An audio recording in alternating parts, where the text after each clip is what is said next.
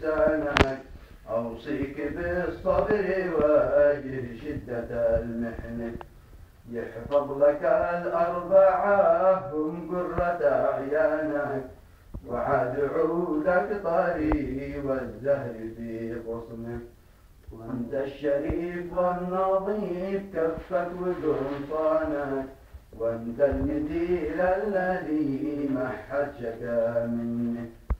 ومسكنك بالإيجار من بين أقرانك، ولا معك بيت شامخ بالربا ركنه. عكس السرق والطرق حولك وجيرانك، زاعوا لبنها وشالوا رقوة الدهنة.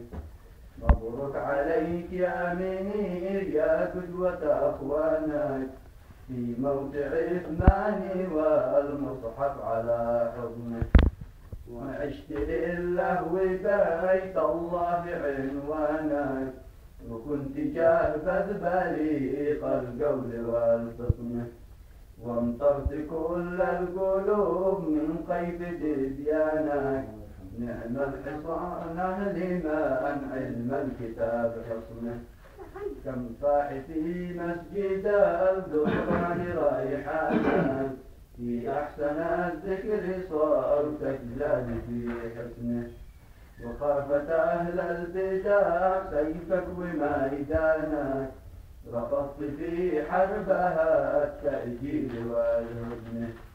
الله يطيب ترى قبرك وجثمانك، ويلهم أهلك وأبوك الصبر في عونه. والآخر يا ابن آدم خيرت والآخرة يا ابن آدم خيرة أوطانك، بل أسعد الناس من في الآخرة ذهنه. يا باني الفانية ضيعت بنيانك، في دار دنيا هواها للقبيل فتنه. مهما بنيت القصور واخضر بستانك، بكرة تقادر ولا تملك بها لبنه. تخرج من الطير ما نهلا بسكفانك، لا فرق بينك وبين الجاوع بطنه. والقبر روضه من الجنة لجثمانك، أو نار حمراء لمن ينسى مقر دفنه. فاجح حسابك وقلب صفحة أزمانك، من الطرف للوسط واحرص على القرن. دون حياتك حروف واجمل بديوانك، واضبط لتشكيلها والهمز والقن. ولا تغرك كنوز لولك ومرجانك، وكبر بطنك وفخن الجلد والسمن. يا مالك الملك يا رحمن سبحانك، والحمد والشكر لك والفضل والمن.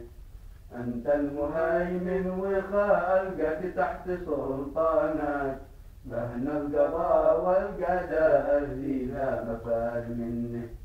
يا غافر الذنب تشملنا بغفرانك، من أحسن الظن في عفوك صدى ظنه. يا واسع الجود من فضلك وإحسانك، من كان مدين يسر له قضى دينه. والطف بنا يا لطيف من حر نيرانك، يوم التقابل وكان الله من قدمه.